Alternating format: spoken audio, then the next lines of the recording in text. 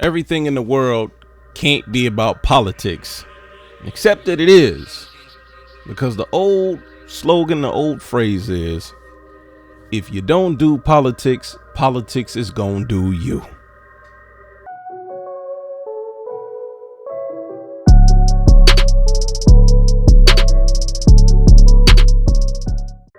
Welcome back to the channel. If you're new here, welcome for the first time. I'm your host of Just Another Number 17.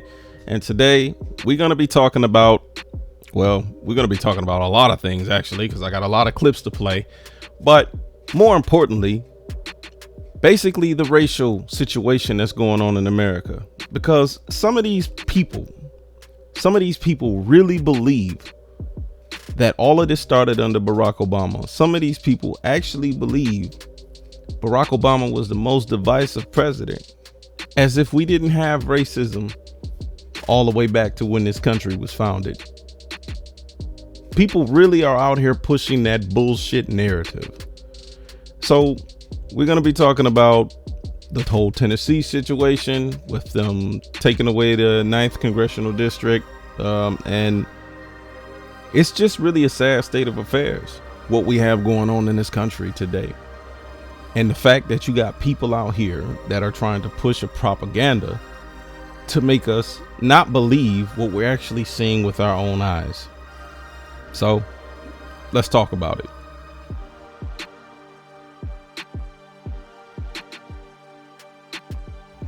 So I came across this clip that really infuriated me.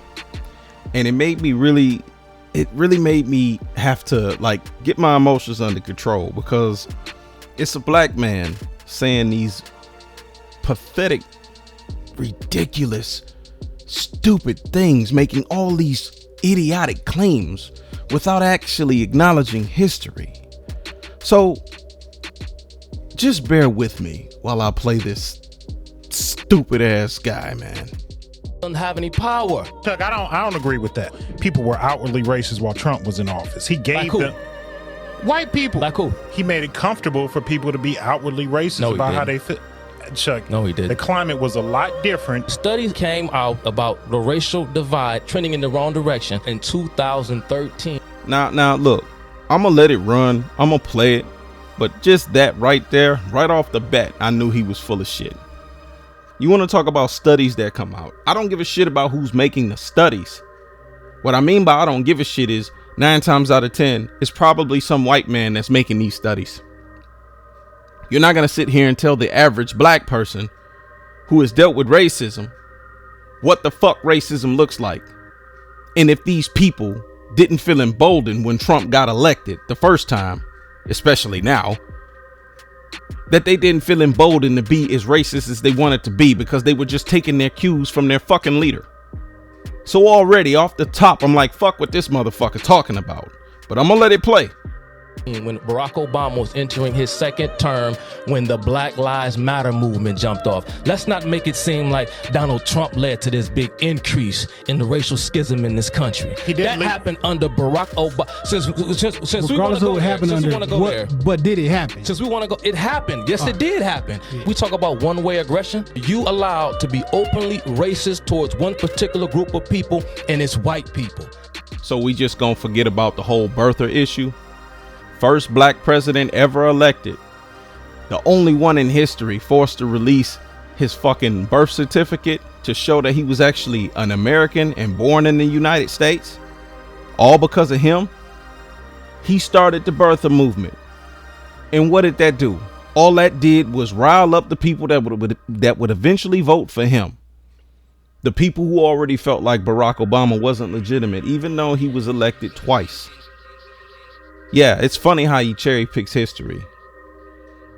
Let's call a spade a spade. White dudes are pussies. White men are the issue. White men are the biggest threat to America. They are. You got analysts on MSNBC, CNN openly referring to Donald Trump and his voters as Nazis. Nowhere in popular media do you see white people saying the kinds of things that you see people saying about white people on national television from Joy Reid, Trevor Noah, Don Lemon, over and over again. But Chuck, you don't see that anywhere else. Because you can't get on mainstream media and make light of other races doesn't mean that the racial climate is still not what it is. The reason why the racial climate is what it is because that's what critical race theory seeks to do. It seeks to polarize for the purpose of finding people who are sympathetic to your cause. And you keep on dividing one group onto itself until you create a group of disenchanted, angry, dysfunctional people that you can then use for the purpose of your liberation. That's not my words. Those are the words of Herbert Marcuse himself. This clown has got to be one of the biggest fucking raccoons I've ever seen in my fucking life. What he doesn't take into account is things were already happening to black folks. So when you see black folks protest or go out into the streets or say anything, if we're saying anything negative against white people, it's a reaction to what the fuck is already happening to us. They must be paying that sucker some really good fucking money. They must really be, I mean, they gotta be paying him in gold for him to be sticking his tongue up they ass the way he doing. I don't even know this guy. Y'all might know him. I don't know this clown. But the fact that you can get up there and get behind a fucking microphone and talk the shit that you talking, it ain't about you having a difference in opinion, dude. It's about the fact that you're ignoring the black plight. You're ignoring all the, what's the word I'm looking for? Unarmed black shootings. You're ignoring all of that, right? So what do you say about that? Nothing. You don't give a shit about the systemic racism, everything that's affecting black folks, while black people can't necessarily get ahead in this country. Why don't you look up the racial wealth gap in this fucking country and then come back and talk? But you won't do that. You won't do that. Oh, I'm gonna let it play, but damn, I'm sorry. I can't let that shit slide. Cause you just completely off-putting. You just completely ignoring the shit that's already in our faces on video. I guess they were asking to be killed, right? Fucking joke, man. Anybody talking about race in this country or talking about critical race theory and have never heard the writings or the words of Herbert Marcuse, you cannot sit at this table and talk because you don't know the theory, you don't know the science. But like somebody never heard of them, but in their own eyes, they look out into the world and think, yo, that shit is fishy to me. I don't give a damn about what you go out in the world and see. A racial slur was spray painted on the front gate. Alexandria Ocasio-Cortez is dealing with a racist noose found in the garage stall of Bubba Wallace. See, this is all about narrative weaving and storytelling because they play upon people's emotions and how they feel. If I go to a doctor and tell a man, I feel like I'm having a heart attack, the doctor is going to run a specific set of tests to get to what is actually happening. Again, this clown is only looking at it through the white lens. How the fuck can you have that black of skin and have a white lens like that? I guess you've never heard of medical racism, because black women, they go into the doctors and tell the doctors how much pain they're in, and the doctors ignore them.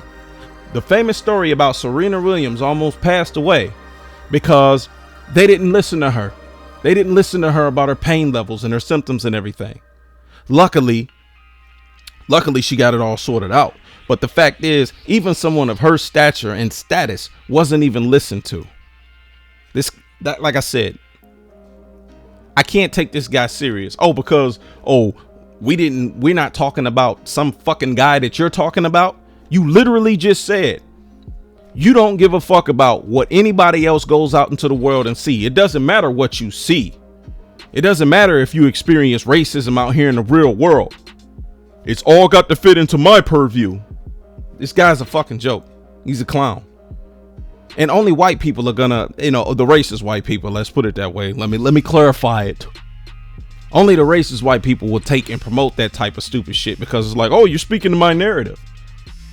Literally going against what the majority of us as black folks feel, know, and understand.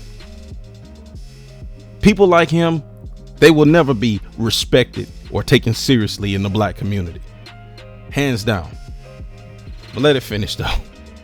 He has to know the truth. He can't do medical procedures upon me based upon what I tell him I feel. He has to know for a fact. He has to know what he's talking about. So he has to do a battery test. He has to do a test because if he does the wrong treatment to me based upon what I feel, he could kill me. And that's why black women have the highest mortality rate. because black women are communicating to the doctors a lot of times and they're not being taken seriously. The racial climate in this country has always been in the shitter. It's all the bars in hell. Period. There ain't no other way to put it. I'm gonna talk about what's going on in Tennessee. I'm gonna talk about some things that's happening all over the country, but we have never gotten over the racial issue in this country. And I'm gonna say it because black folks was never given reparations, and the white racist slave owners were never punished. They were allowed to just skate on by. Everything was fine, even though it wasn't. There was no consequence for their actions, which is why we have the problems that we still have today. They do feel emboldened. They do feel empowered because the man that's speaking their language is in the White House currently. So again, I can't take some sucker like him. I'm not taking no sucker like him serious. It doesn't matter. I got a small YouTube channel, but even if my channel was bigger, I would still say the shit that I'm saying. Don't listen to people like him. Hell, you don't have to listen to people like me, but all you have to do is actually get out into the world, be around the community, get around other black folks, get a lay of the land, check the temperature. You'll find that more of them agree with what I'm saying versus this fucking idiot. This is the most important vote we will ever take. It's the most important vote that the Republicans will ever take. We know where we stand. We stand on the right side of history. This is about race and diluting the representation of blacks and brown people in Memphis, Tennessee. This is serious. This is gravely serious for people. People fought, died, were tortured for the right to vote. And so the world needs to be watching this, because what is happening today will happen to the rest of the country. But ultimately, the biggest frustration from Memphis residents I speak to is you have to remember every single black legislator that has ever gone to Congress from Tennessee has come from the former District 9. The concern here is if that district is carved up, that just won't happen again and again. It's just one of many things that are frustrating voters here in this moment. The large crowd of people gathered outside of the Senate chambers right now as lawmakers there begin discussion or continue debate over this legislation and prepare for a final vote any moment now. Like, I want to remind you, Chris, some of the conversations we're hearing inside that chamber room, one thing people have pointed out is with the new design of this map, you're going to have areas of Memphis, which I will remind you, a predominantly black city, the final place Martin Luther King Jr. delivered his speech before his assassination, sharing a district with an area like Pulaski, Tennessee, a small farm town 200 miles away that is the birthplace of the KKK. In addition to the historical and cultural significance there, it also speaks to what state lawmakers are pointing to as an operational flaw with this plan. How can a congressional representative effectively speak to the needs of an urban center like Memphis, as well as a smaller farm town 200 miles away? So they're trying to create a map where it's shared parts of Memphis with Pulaski, Tennessee, the birthplace of the Triple K. Like, I don't even think they could come up with something so villainous in the movies. It's insidious what they're doing. And it's so obvious. They claim that the lines that were drawn before were drawn by race or drawn on behalf of race. But yet what they're doing now is they're carving up that district. Again, this is very obvious, to dilute the power. Taking away whatever racial power they may have had. So anyone saying otherwise at this point, they're not a truth teller. They're not even worth real conversation. They're going to continue to gaslight you. You cannot, and I mean you cannot, fall for the nonsense that are coming out of their mouths. It's clear to see. Look at the data. Look at the evidence. Everything is based on race. You are literally trying to take away Not trying. At this point, they're doing it. You're taking away people's representation in Congress. And you say that the lines are not being drawn on race, but white people have the majority. So you're just carving up black districts so they can't get representation, so they can't get no power. It's like you already have majority of the districts. You already have most of the people in the state house. You already have most of your people already in power. But you're so scared, you're so frightened, you're so terrified because the voters have buyer's remorse. You elected this orange clown, and now you're not liking what he's doing. Because what everybody fails to understand, regardless of what party, Democrat, Republican, when we elect these people, we have no control over what they do once they get in office. He sold you a bill of goods, deceived you. He was a known liar, and you drunk the Kool-Aid. You bought the bullshit. And now we all got to pay for it because you all were fucking idiots. What we saw yesterday in the state of Tennessee was a political lynching. It is very much an era of retribution that we are entering into in the United States of America across the South, where 12 to 20 United States House seats that are black majority are at risk of being taken away, and nearly 200 seats for state House members and state Senate members are likely to be taken away by the rise of white supremacy and its attempt to solidify its power on behalf of the biggest white supremacist in the United States of America, which is the President of the United States. I was expelled, and my other black colleague was expelled from the Tennessee General Assembly standing up against gun violence, while our white colleague was not. That's not accidental or coincidental. This is a part of who the Tennessee General Assembly is. But in this particular moment, we all have to stand up, speak up, and fight back from whatever positions we have in every part of this country. At the State House, in the governor's mansions, we need to be advocating and fighting and resisting, because what just happened in Tennessee was the largest and the most swift disenfranchisement of black people that we have seen in at least a century. You see, I remember that story about the Tennessee 3, about the two Justins who got expelled. And I think the other one name was Gloria Johnson. But she survived by one vote. She also wasn't black, by the way. So, again, they play in our face all the time. They constantly tell us it's not about race. They constantly try to overlook things and say, oh, justice is blind, which it's not. It's not. They try to act like everything is colorblind, but you can see the evidence in your face. And for the people that choose not to see it, they're never going to see it, even if they have the same skin color as me or darker, because people sell out all the time. But for the people who actually read into these situations, the people that actually know about politics, even if it's not about politics, just going outside and experiencing daily living, when you're confronted with nosy Karens, black people have a long list of doing things while black, right? There's a long list of walking while black, driving while black, eating while black, reading while black, birding while black, and the list goes on. It's not racism, right? Black people minding their own business. But again, that's a tangent for a different time. Social commentary kind of takes me in different directions. But why is it that the two out of the Tennessee 3, the two black people, the two black brothers was suspended? Gloria Johnson wasn't suspended. She survived by one vote. So they say. So it's always been about racism. It's always been about racism in the South, period. Not to say that racism doesn't happen in the North, but the South is known for it.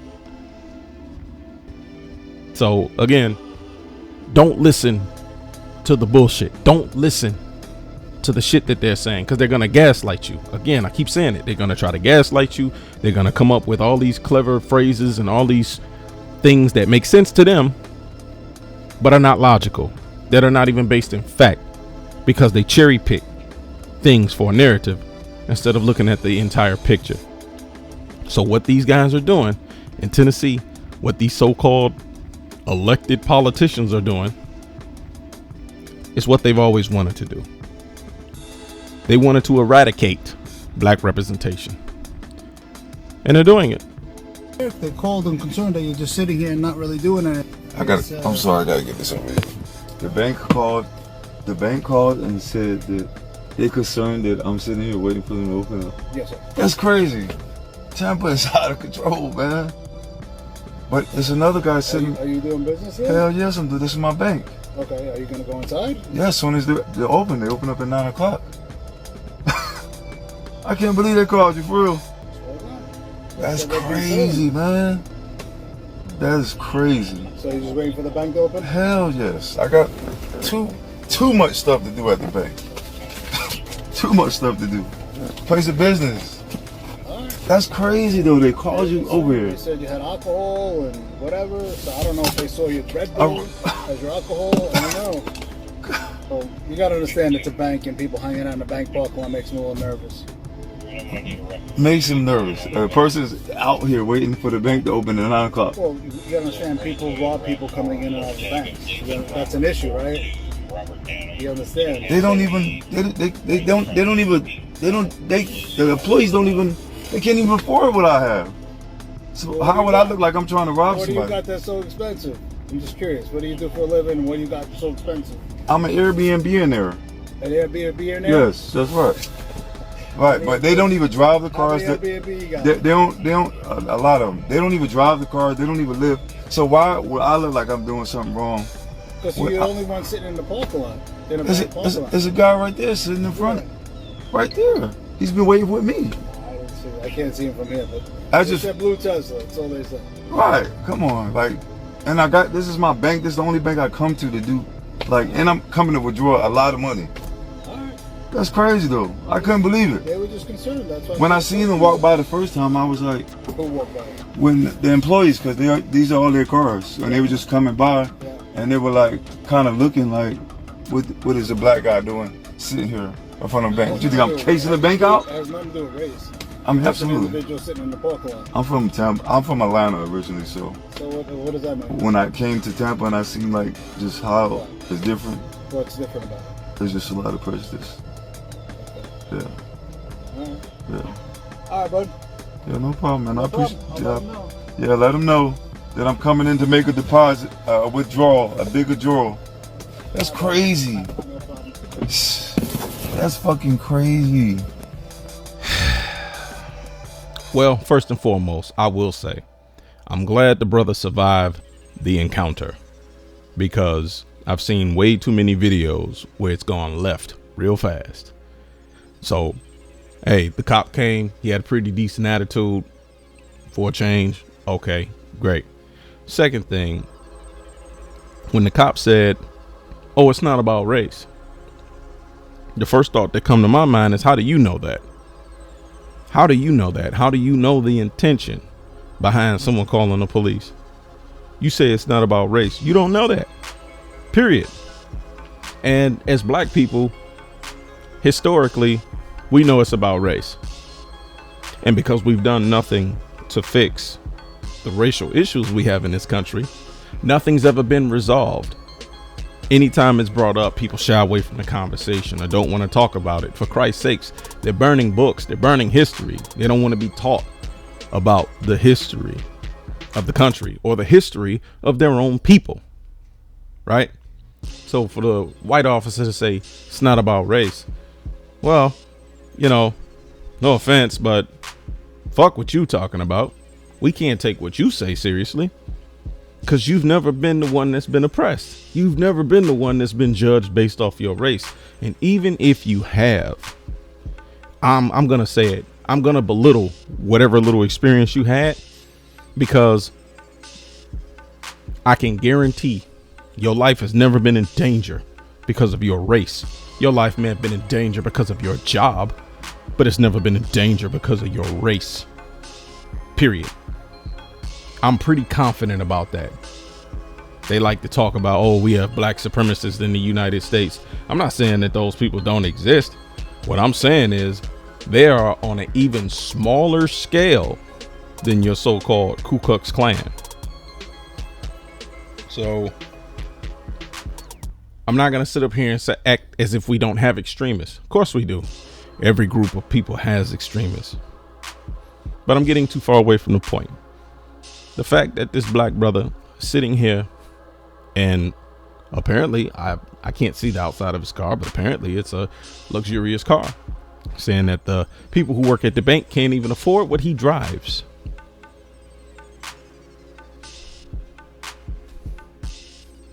And then the cops say it's not about race. Now, I will say, working at a bank can make you paranoid. I don't know this personally, but I assume. I'm just using common sense here. Working at a bank can make anybody paranoid. You see someone sitting outside at your job before it opens.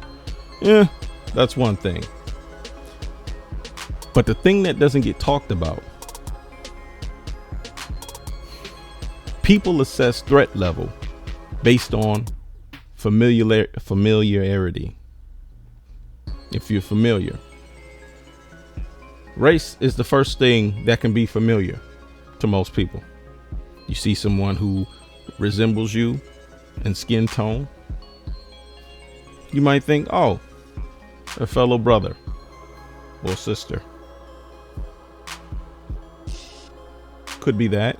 You see someone who doesn't look like you, your antennas might go up a little higher. Might be more cautious. Senses heightened, become a little more aware. Let's not act like these things don't play a factor.